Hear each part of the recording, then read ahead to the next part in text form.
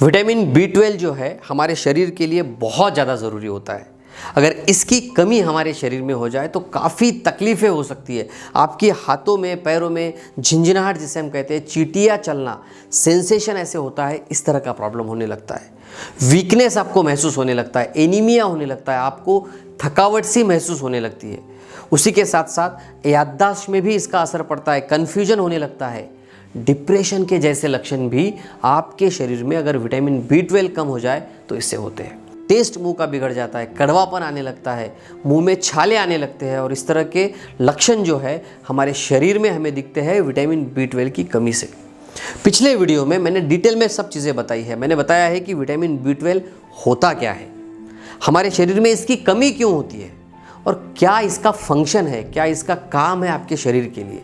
और इसीलिए अगर आपने वो वीडियो नहीं देखा है तो याद से उस वीडियो को भी आप ज़रूर देखिए, ताकि इस सीरीज़ में विटामिन B12 के बारे में जो इन्फॉर्मेशन है पूरी तरह से आपको मिल सके। आज इस वीडियो में मैं आपको बताने वाला हूँ कि विटामिन B12 की कमी अगर आपके शरीर में है तो आपने क्या खाना चाहिए। अगर आप वेजिटेरियन हैं तो आपने खाना क्या चाहिए, अगर आप नॉनवेज प्रीफर करते हैं तो आपने क्या खाना चाहिए।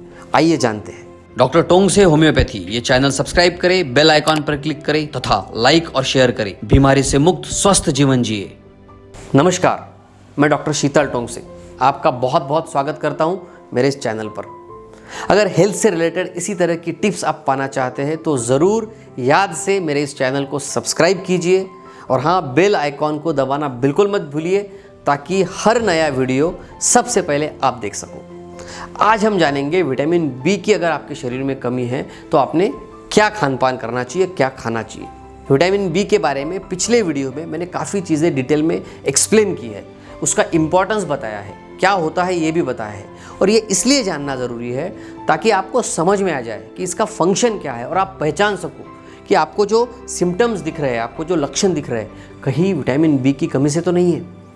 और अगर आपने अभी डायग्नोसिस कर लिया है, आपने ब्लड टेस्ट किया है और ब्लड टेस्ट के बाद डॉक्टर ने अगर आपको कहा है कि आपके शरीर में विटामिन B12 की कमी है, तो अब सवाल ये उठता है कि क्या खाए, कौन सी ऐसी चीज़ें खाए जिसमें विटामिन B12 ज़्यादा मात्रा में होता है। यही आज हम इस वीडियो में जानने वाले हैं।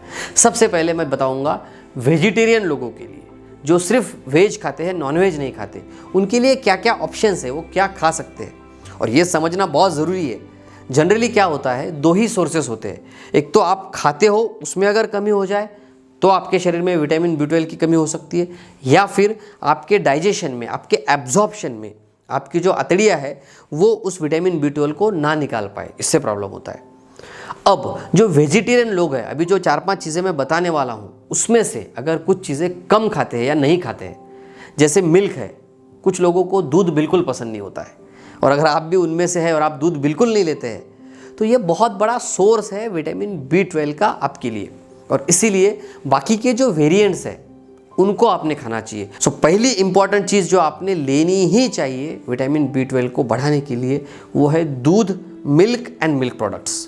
दूध और दूध के सारे पदार्थ जैसे दही है, पनीर है, चीज़ है, इन सभी चीज़ों को आपने रेगुलरली आपके खाने में लेना चाहिए। दही और पनीर कंटिन्यूसली आपने ऐड करना चाहिए, उसमें अच्छी मात्रा में विटामिन B12 होता है। और ये 4-5 ही ऐसे सोर्सेस हैं जिसमें से विटामिन B12 आपको मिलेगा, और अगर आप ये नहीं लेते हैं तो दिक्कत हो सकती है। अगर आप दूध नहीं लेते हैं तो बाकी जो दूध के प्रोडक्ट्स हैं वो आप ले सकते हैं, उसे आप ज़रूर लीजिए। दूसरी इंपॉर्टेंट चीज़ जो मैं यहाँ पे ऐड करना चाहूँगा, जो आपने खानी चाहिए, वो है कॉर्नफ्लेक्स। ये आपको इजीली किसी भी किराना शॉप पे मिल जाएगा। कॉर्नफ्लेक्स को अगर आप दूध के साथ लेते हैं, ये कॉम्बिनेशन बड़ा जोरदार है विटामिन B12 के लिए। कॉर्नफ्लेक्स को अगर आप 1 गिलास दूध के साथ सुबह लेते हैं, या फिर ब्रेकफास्ट में अगर आप कॉर्नफ्लेक्स और दूध ये चीज़ें अगर लेते हैं, तो दोनों में भी विटामिन B12 है और आपको इसलिए डायरेक्टली यहाँ से सप्लाई हो जाएगा, मिल जाएगा, आपकी बॉडी की जो रिक्वायरमेंट है वो फुलफिल हो जाएगी। तीसरी इंपॉर्टेंट चीज़ जो आप ले सकते हैं, मशरूम आप ऐड कर लीजिए आपके खाने में। 1 इन अ वीक अगर आप मशरूम लेते हैं तो आपके लिए अच्छा हो सकता है। 4th चीज़ जो आप ले सकते हैं वो है सोयाबीन। दूध आप ले सकते हैं, या सोया प्रोडक्ट्स जो भी आपके पास अवेलेबल है उन सभी को आपके खाने में शामिल कर लीजिए। तो ये 4 चीज़ें ही जो बहुत इंपॉर्टेंट है जिसमें विटामिन B12 हमको मिलता है। अब बात क्या है, अगर इसमें से आप 3-4 चीज़ें नहीं लेते हैं तो B12 की डेफिशिएंसी होने के बहुत ज़्यादा चांसेस है, इसलिए आपको इन चीज़ों को आपके खाने में शामिल करना चाहिए। अब बात करते हैं जो लोग नॉनवेज खाते हैं उनके लिए क्या क्या सोर्सेस है, क्योंकि ये जो फैट सोल्यूबल विटामिन है, विटामिन B12 जो है नॉनवेज से बहुत ज़्यादा प्रमाण में मिलता है। फ़िश अगर आप लेते हैं, फ़िश में या फिर सी फूड जो है, सी फूड में काफ़ी मात्रा में विटामिन B12 आपको मिलता है। ये अच्छा सोर्स है सी फूड। तो अगर आप नॉन वेजिटेरियन हैं तो आप नॉनवेज में फ़िश ले सकते हैं। जो मैंने वेजिटेरियन लोगों के लिए बोला वो चीज़ें तो आप खा ही सकते हैं, साथ में फ़िश अगर आप लेते हैं, सी फूड अगर आप लेते हैं, मीट में भी जो है मटन चिकन जो है ये भी अच्छा सोर्स है। मीट चिकन इसमें भी काफ़ी प्रमाण में, काफ़ी मात्रा में विटामिन B12 होता है, ये भी आपने लेना चाहिए। एग्स भी, अंडे भी बहुत अच्छा सोर्स है विटामिन B12 के लिए। तो इन सभी चीज़ों को अपने खाने में, अपने डाइट में शामिल कीजिए। अगर आप वेजिटेरियन हैं तो ये 4 चीज़ें मैंने आपको बताई है, इनको आप आपके डाइट में इंक्लूड कीजिए, इनके वेरिएंट्स को आप इंक्लूड कीजिए ताकि आपके शरीर में विटामिन B12 की कमी ना हो। और अगर आप नॉनवेज लेते हैं तो आप दोनों चीज़ें ले सकते हैं। ये बहुत ज़रूरी इसलिए है क्योंकि हमारे शरीर में जो RBCs होते हैं, रेड ब्लड सेल्स जो होते हैं, जो शरीर में ऑक्सीजन ले जाने का काम करते हैं, इनको बनाने के लिए विटामिन B12 बहुत इंपॉर्टेंट होता है। अगर B12 ही कम हो गया तो शरीर में ऑक्सीजन की मात्रा कम हो जाएगी, सेल्स तक ऑक्सीजन बराबर नहीं पहुंचेगा, आपको वीकनेस लग सकता है, थकावट लग सकती है, कभी कभी हाथ में चींटियाँ आ सकती है, इम्बैलेंस हो सकता है, डिप्रेशन के जैसे भी लक्षण इसमें दिख सकते हैं। इसीलिए विटामिन B12 की टेस्ट करके मात्रा अगर कम है तो इन सभी चीज़ों को खान पान में बढ़ाइए। इसी के साथ साथ मैं आपको यहाँ पे सजेस्ट करना चाहूँगा कि अगर एब्जॉर्प्शन कम है, आपका डाइजेशन बराबर नहीं है, तो आपने होम्योपैथी की दवाइयाँ लेनी चाहिए। होम्योपैथी में ऐसी बहुत अच्छी अच्छी मेडिसिन्स है जो रूट कॉज तक पहुँच के उसका पूरा ट्रीटमेंट करती है। अगर डाइजेशन का प्रॉब्लम है वो भी आपका सॉल्व हो जाएगा। एसिडिटी के लिए आपको अलग से कुछ दवाई लेने की ज़रूरत नहीं पड़ेगी, एंटासिड लेने की ज़रूरत नहीं पड़ेगी। आपका डाइजेशन पूरा अच्छा हो सकता है, एब्जॉर्प्शन अच्छा हो सकता है।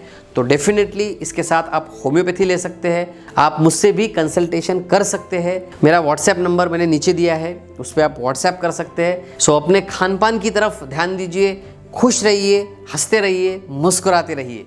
धन्यवाद।